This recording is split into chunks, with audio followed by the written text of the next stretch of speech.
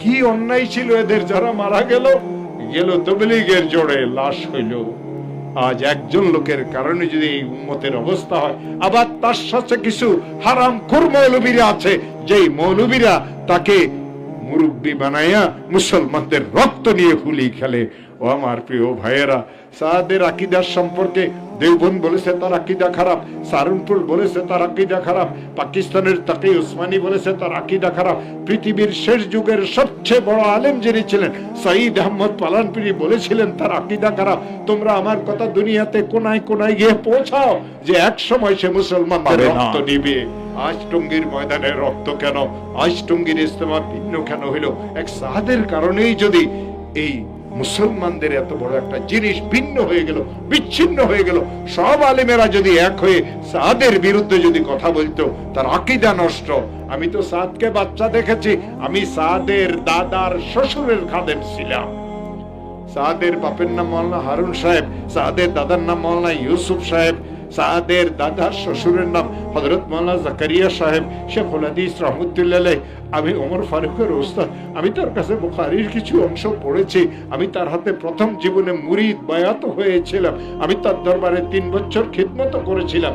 আমি যখন তার কাছে ছিলাম, সাদ নাহমীর কিতাব পড়ে।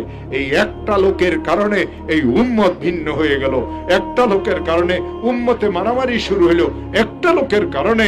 আমার প্রিয় ভাইয়েরা, এই একটা লোকের কারণে আজ উম্মতকে খুন পর্যন্ত করা শুরু করলো। আমার প্রিয় ভাইরা, দুর্ভাগ্যক্রমে বলি, কাকরাইলের যেটা সবচেয়ে বড় মুরব্বী ওয়াসিফুল ইসলাম, ওয়াসিফ আমার কাছে পড়েছে, তার স্ত্রী মিনু আমার কাছে পড়েছে, তার মেয়ে হাফসা আমার কাছে পড়েছে, তার ছেলে উসামা আমার কাছে পড়েছে, তার ছেলে ইয়াসিন আমার কাছে পড়েছে। ওয়াসিফের ইলম কেবল নাহবে মীর কিতাব পর্যন্ত, এরপরে আর কি নাহমির পড়ি যদি মাওলানা মুফতি হয়, ফতুয়া দেওয়া শুরু করে, তো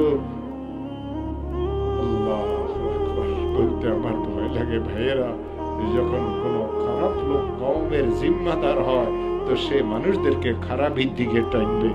যেই মুসলমান এক ছিল, যেই মুসলমান এক ছিল, যেই মুসলমান এক ভাই আরেক ভাইয়ের আগে পানি পান করে নাই, প্রাণ দিয়েছে, সেই মুসলমান আজ একজনের প্রাণ নিতেছে।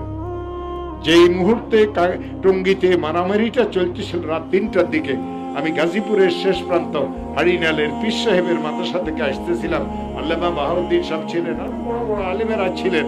আমার ড্রাইভারের আমি একটু ঘুমিয়েছিলাম গাড়িতে, আমার ড্রাইভার বলে মনে হয় টঙ্গীতে কোনো গন্ডগোল হচ্ছে, সে গ্রামের দিকে গাড়ি ঢুকাই দিয়েছে, নাহলে তো আমরাও তো বিপদে পড়িয়ে যেতাম। অনেক ঘুরিয়ে ঘুরিয়ে বাবুসালাম মাদ্রাসা পর্যন্ত পিছনের রাস্তা দিয়ে গ্রামে দিয়ে ঘুরিয়ে এসে আসছে। সকালে শুনলাম 4 জন মারা গেল। ও আমার প্রিয় ভাইয়েরা, কি অন্যায় ছিল এদের, যারা মারা গেল তবলীগের জোরে লাশ হইল। আজ একজন লোকের কারণে যদি এই উম্মতের অবস্থা হয়, আবার তার সাথে কিছু হারামখোর মৌলবীরা আছে, যেই মৌলবীরা তাকে মুরব্বী বানাইয়া মুসলমানদের রক্ত নিয়ে হুলি খেলে। ও আমার প্রিয় ভাইয়েরা, সাদের আকীদার সম্পর্কে দেওবন্দ বলেছে তার আকীদা খারাপ, সাহারানপুর বলেছে তার আকীদা খারাপ, পাকিস্তানের তাকি উসমানী বলেছে তার আকীদা খারাপ, পৃথিবীর শেষ যুগের সবচেয়ে বড় আলেম যিনি ছিলেন সঈদ আহমদ পালানপুরি বলেছিলেন তার আকীদা খারাপ। তোমরা আমার কথা দুনিয়াতে কোনায় কোনায় গিয়ে পৌঁছাও যে এক সময় সে মুসলমানদের রক্ত নিবে। আজ আমরা দেখতেছি সঈদ আহমদ পালানপুরি কবরে চলে গেছেন, আর তার লোকেরা উলামায়ে হক্কানি রব্বানীদের উপরে, আমাদের ছাত্রদের উপরে হামলা শুরু করেছে। ও আমার প্রিয় ভাইয়েরা,